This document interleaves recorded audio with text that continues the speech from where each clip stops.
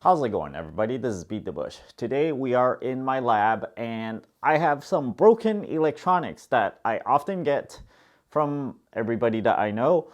This in particular is a soy milk drink thing, and there's this step-up converter.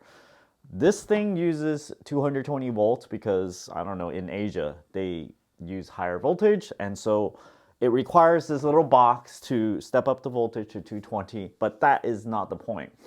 We want to focus today on this one because it doesn't work. My sister gave this to me, and usually I get broken stuff from my family all the time, and I guess my interest is to fix them.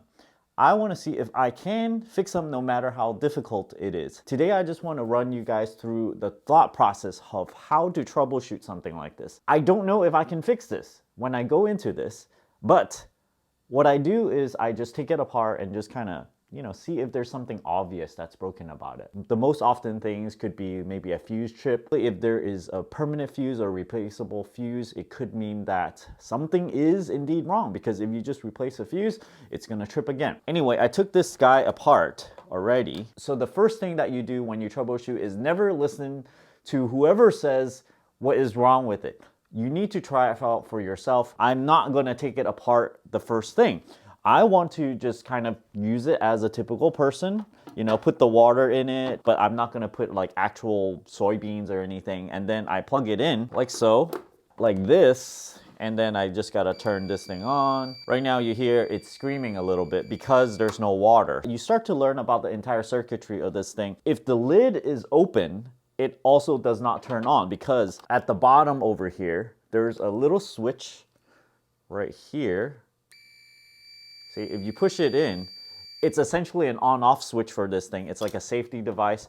And on this picture thing, there's also a little nub that pushes on this button. So as long as you have this pushed in, it's gonna turn on, and it's gonna complain because it's on and there's no water. So then you figure, okay, let me put some water in. And when I did that, the motor actually didn't turn. So then I'm like, oh, okay, something's wrong with the motor. Maybe it's something else. It could be the circuitry that drives the motor. It could be the fuse. It could be a lot of things.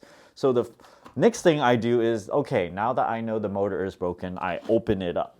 Then you open it up. You got to do a little bit of, kind of research first before you open things up. So let's look into this thing. Sometimes maybe you're like, oh, because you're an electrical engineer, you know how to debug stuff. But all the knowledge I used here is just continuity testing. Where does the circuitry go? The 220 volt AC goes in here. This is the wire. It runs to this switch. This is the on-off switch. So as long as it's on, it's going to keep on going over here. Here. And it looks like this brown wire goes to the circuit board. The other wire, which is this blue wire, goes over here. This green and yellow wire is the grounding, so we don't have to care about this. It just got to make sure it touches all the metal points of this thing. So it's touching the outside of this heater element, and then it goes over here and touches like the cage of this motor, and it also jumps over here to go to the grounding of this circuit board. Now this is 220 volt AC. It goes here, it touches on to the heating element, but it also connects 220 all the way here in this red wire to the motor. The motor then snakes down here and goes to one of the commutator side, and this other wire is the thing that controls the power to all the other elements. So as it comes into the circuit board, then it goes, okay, I'm going to feed power to the heating element, I'm going to feed power to the motor, I'm going to feed power to whatever, right? So that's what these relays here is for. I actually don't know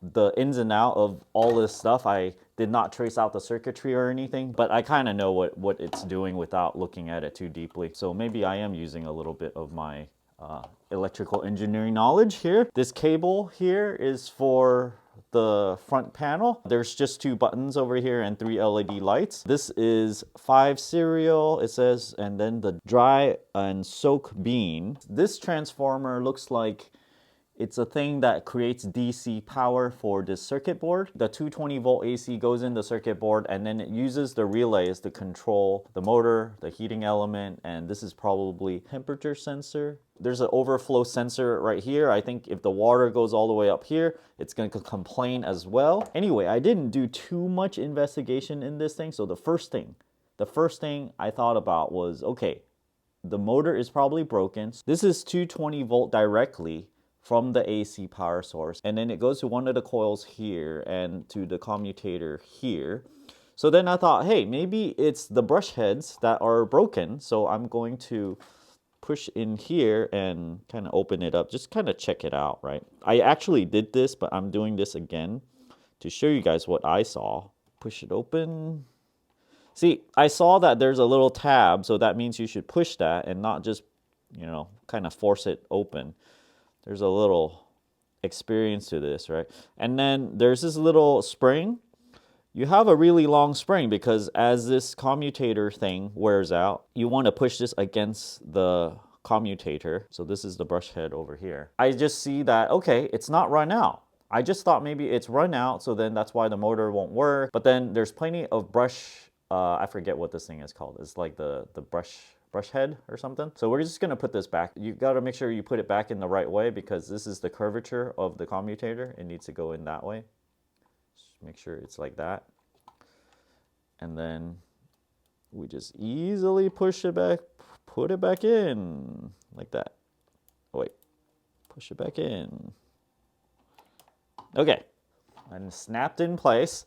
So nothing wrong with that. That's just a little bit of research. And then I see that the other wire going to the other side of the motor is going to have two wires going into it for most motors, simple motors. So this one is over here, and then you just kind of move the wire around, and I can see that this wire is this one. So it snakes in here, and that is the point that this comes out of the circuit board. First, you want to measure the continuity. Just make sure things are connected. Because usually things burn out. When I opened it, I actually smell something burning. So something burnt out and I'm kind of worried. Maybe it's the microchip over here. If the microchip broke, I would probably call this entire thing dead because it will be really hard to purchase this circuit board. If it's something simple, I could replace it. Just find somewhere that's exposed metal. Right here, some exposed metal. And we want to make sure the power is going to the motor. So I'm going to beep this out. When I did this initially, it didn't do this. No matter how I moved it around, it wasn't beeping. So I'm like, okay, there's something wrong between this point and this point. And I also beeped it out between this point, which is the circuitry control point, to the motor. So this is the circuitry control point, and the motor commutator, make sure it goes all the way to the commutator. When I first measured these 2 points, it wasn't beeping very much because I think there's like some gunk that's on top of this. So you got to make sure you push it hard into this little solder joint. Make sure it's connected. You know, just kind of move it around. Sometimes it might make a small beep and you're like, whoa, whoa, something is sort of connected, but not really.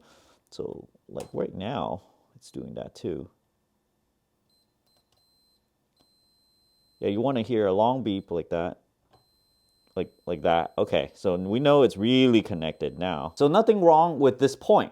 So I actually did not go into the motor on this side. I basically went and cut the tape in here, and I just opened the 2 joints and I just resoldered it. I didn't even notice anything that's actually that wrong with it. It looked like it was connected. But as soon as I opened it up, I retested it and it was connected already. So I think there's something intermittent about these 2 connections. I think actually is this one in particular, this wire that goes into this coil. It actually goes into this coil, connects to the coil, and then wraps around this, I don't know, 100 times, and then it comes back out of this wire over here. There was a shrink wrap around this, and this magnet wire was very thin compared to this big wire. So I just removed the shrink wrap and resoldered it, put the shrink wrap back on, and you can see I have this Kapton tape over here that I put back. I just had to snake it underneath and wrap it around. And with this, I actually don't know if I fixed it or not. So when I put things back together, I'm not fully putting every single screw back in, so you know, just in case I did not fix it. If you try to put everything back together, you might just end up taking it apart and putting it back together until maybe you fixed it or something. But that's the idea. You want to put it back together as little as possible so that you can test it out first before you do the final assembly back together. And I'm gonna get some more water to show you guys that this does kind of work.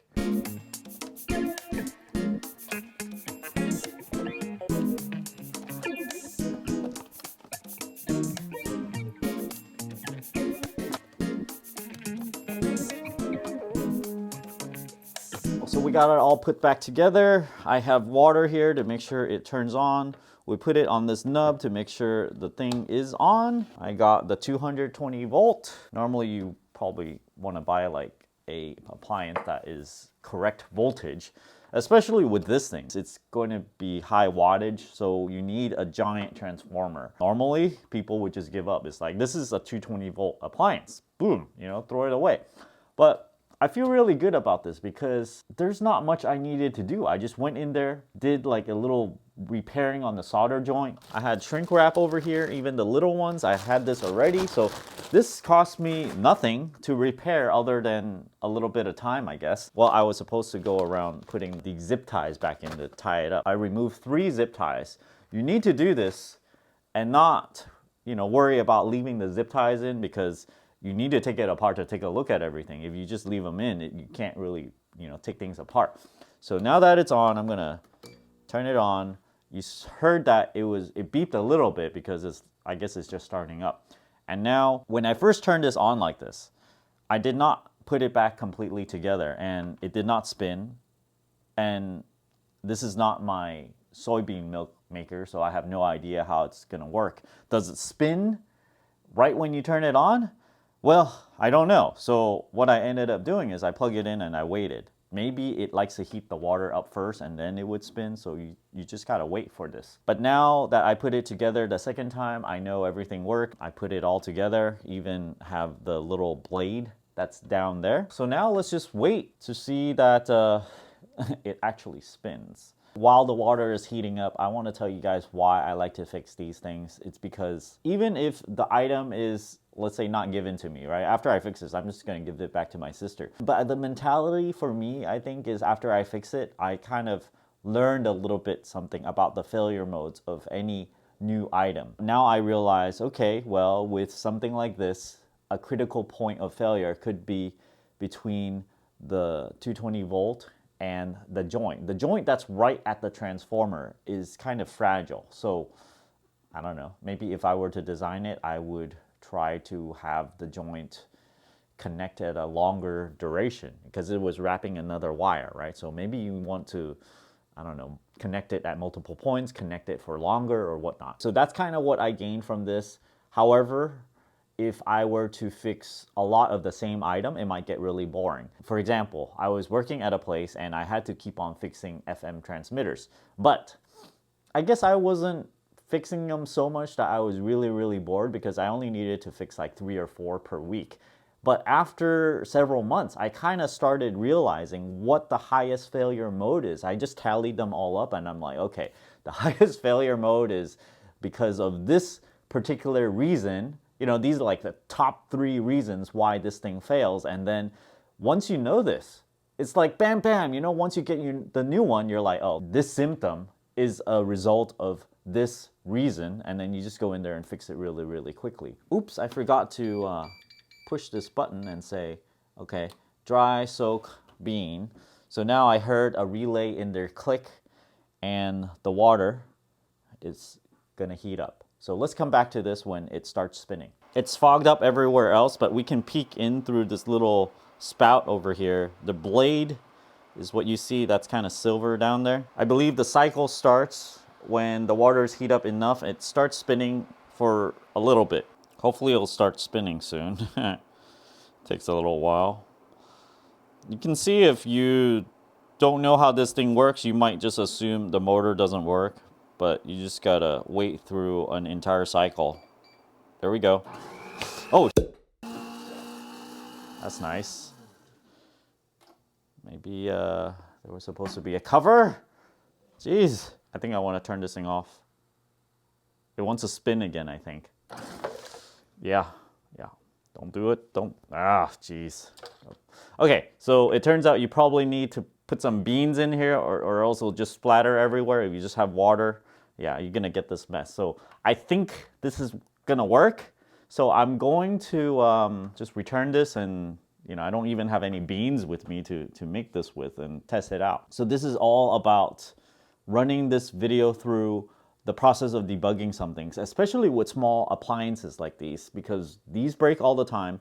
If I didn't fix it, this whole thing would have gone in the landfill, and all because of one tiny little solder joint in the motor. And well, now we can use it some more, because if you buy this whole setup, these soybean milk makers are actually really expensive, like $60 to $90 each, because I don't know, I guess they import them and it's not that popular and whatnot. So thanks for watching, everybody.